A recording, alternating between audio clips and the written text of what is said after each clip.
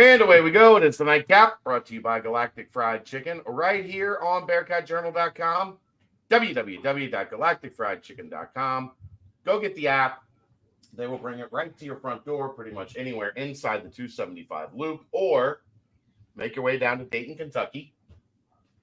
Wednesday through Sunday, lunch and dinner. Tell them to pump it up. Save yourself 15% off of the Galactic goodness. All right, Aaron. How we doing? Doing all right. It's good. We got you a big Bengals win today. They did. That was impressive. Burrow, the throw to Chase, the deep corner on the sideline was about it. You can't make a throw better than that. Picture perfect. But you can't make a throw better than that. His like when they do those skills challenge and things, like that's the $1 million throw. His throw to Tyler Boyd was similar. The first touchdown. Yeah, right through over the shoulder. Yeah. No, he had one early in the second half too, where there was a defender coming underneath and one coming over the top, and he fitted in about a 1.5 inch window. Joe was dealing. So I thought you'd be I thought you'd be jovial tonight. You kept me up until 2, and then I had to wake up with the baby at 8, let her sleep, and I went to bed at 2. I woke up at 8. I went to the UC volleyball game, watched a chick from Houston, their middle, like the girl that does all the blocking on spikes. She was a brick wall.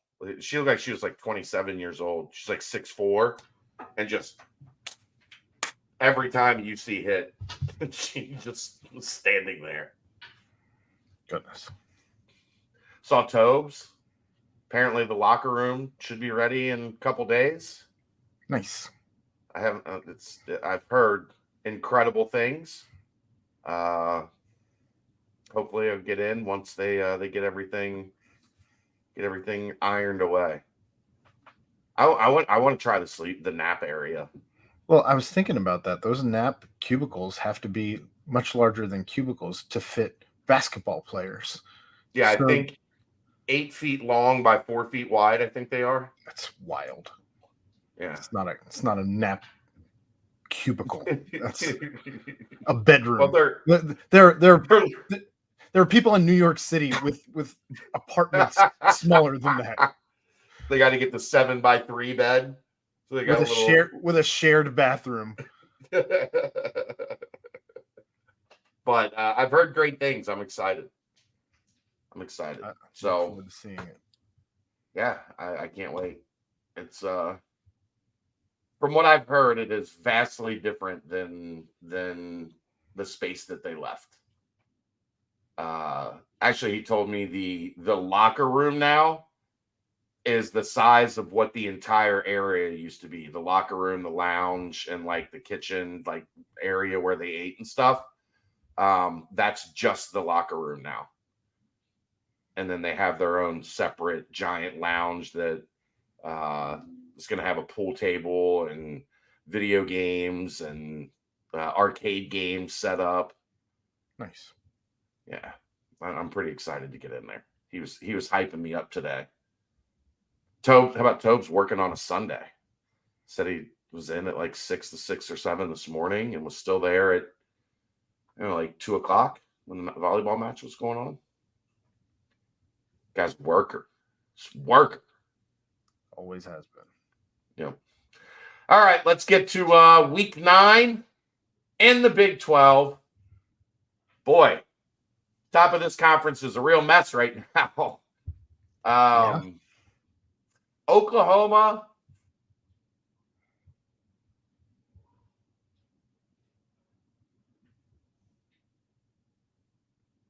Did you freeze?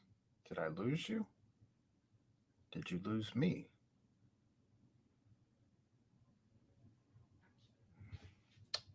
Huh.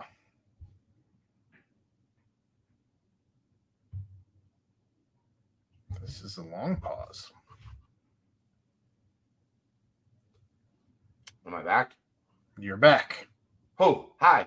Welcome. Sorry about that. We got to Oklahoma. Oh, that's all? Yep. I think you were going to say Oklahoma, Kansas. Oklahoma, Kansas. Oklahoma falls 38-33. What'd you talk about while I was gone?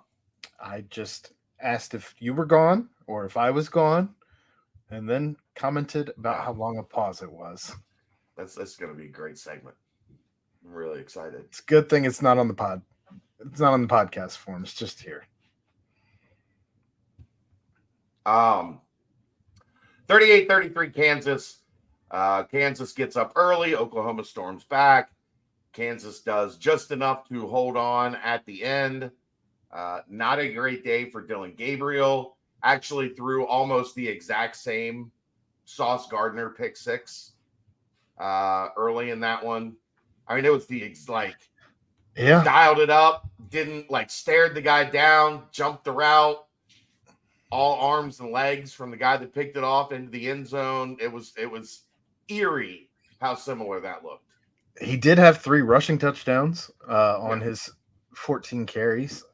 But 171 yards in that pick. That not great in that regard.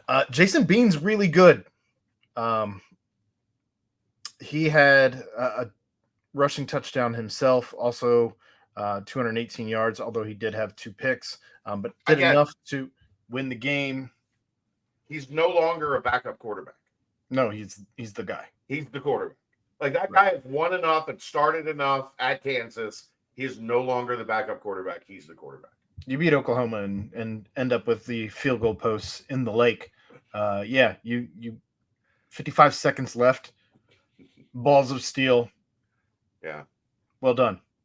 How about what was it?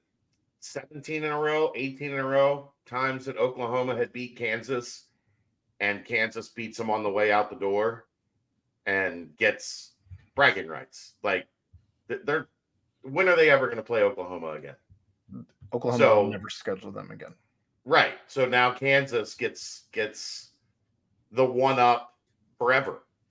That could be a bowl game. That's probably what it would have to be, right? Sure. SEC Big 12 bowl game where the two of them meet.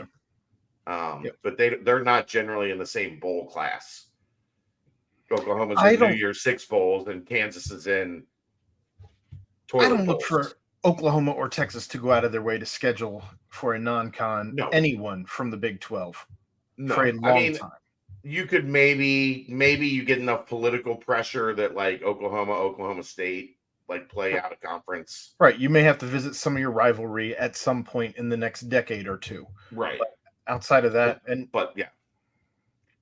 they're not picking up the phone and being like, "Hey, does TCU want to play a home and home?" No, nope. They do. Nope.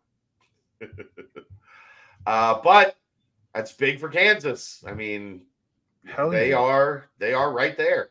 They are playing really good football. Their offense is super interesting. I do think they run it a touch too much at times. Devin Neal would disagree. Of course. I just mean I think it gets cute sometimes. They ran 5 what Aaron would call gadget plays in the first 20 snaps. Where the ball's just flicking, what I would call trick plays, where the ball is double reverse, fake reverse, and then a reverse out the backside, and the back is going to throw it down the feet. So they were playing Uno. They're playing shell games with the ball. Essentially, is what their offense is. Is it here? Is it here? Oh, is it here? Hit you with the red reverse. Here's the green reverse, blue reverse. Draw 4. But yeah, it's good for Kansas, but that makes things very crowded at the top. You knew Oklahoma was going to got at some point in time. The Cincinnati game was too close, the UCF game was too close. Somebody was going to play well enough to get them, and it was Kansas. Yeah, hat tip to the Jayhawks. Texas 35, BYU 6. about as expected there, even without Quinn Ewers. I don't know. I know they have 2 wins. BYU, I keep saying it every week. They don't do anything for me. I told you that Texas was going to dismantle BYU, especially. Yeah, wasn't at altitude. Right. You played at Texas. Nothing really. My only question was Ewers. Like, as long as they got decent quarterback play, they were significantly better than BYU. Also, there was 0 Arch Manning sightings. Yeah. I guess he's not as ready as they said he was. Shocker. If you want to feel a little bit better about yourself category for Bearcat fans, Houston shut out for the first time since 2002. Kansas State 41, Houston 0. Yowza. For those keeping these types of stats, Donovan Smith, 13 of 28 for 88 yards and a pick. Those look familiar. Outside of that, 26 carries for 113 yards. Nothing doing in the run game. When you muster a whopping 208 yards of offense, you're probably not going to win a game. In this case, they got railroaded 41-0. You're probably not going to score with that little offense. West Virginia gets it done in the fourth quarter, takes down UCF 41-28. John Rice Plumlee had a pretty good day in the air, minus the 3 interceptions, as if those matter much in a 2-score game. But UCF at home matches Cincinnati 0-5 in their initial season in the Big 12. Throwing 3 picks, losing a fumble. John Rice Plumlee turned the ball over 4 times. It's tough sledding to win a game when your quarterback turns the ball over 4 times. He also kind of had a big game with 274 yards and 3 touchdowns, but he erased all the good that he did with the 4 turnovers. Yeah. It's tough to see them struggling like they are. I don't hate it. That was sarcasm. I know. Iowa State 30, Baylor 18. Iowa State's pretty good. Baylor isn't. That's what my eyes told me when I watched those 2 teams play. Iowa State's pretty good. Baylor is probably a notch below average, I would say, which doesn't say much for Cincinnati, but that's kind of where I saw those teams, so this outcome doesn't surprise me. Yeah, apparently Iowa State broke a window in the coach's suite where they were watching from up above. Okay. Can you imagine having to explain that, Bill? Like how? Were they celebrating? I would assume they were celebrating, or angry at some point. I don't know if it was the offense or the defense that ended up breaking the window. I don't know. Not an investigative journalist. I don't know that there's many details coming out on this, truthfully. But there was a broken window left at Baylor, and replacing one of those panes of glass, not cheap. I mean, I think they'll be okay. Sure. My guess is it would be an insurance claim, and somebody else will pay for it. But that won't be cheap. But if you're Iowa State, totally worth it. What's the bill? We got it.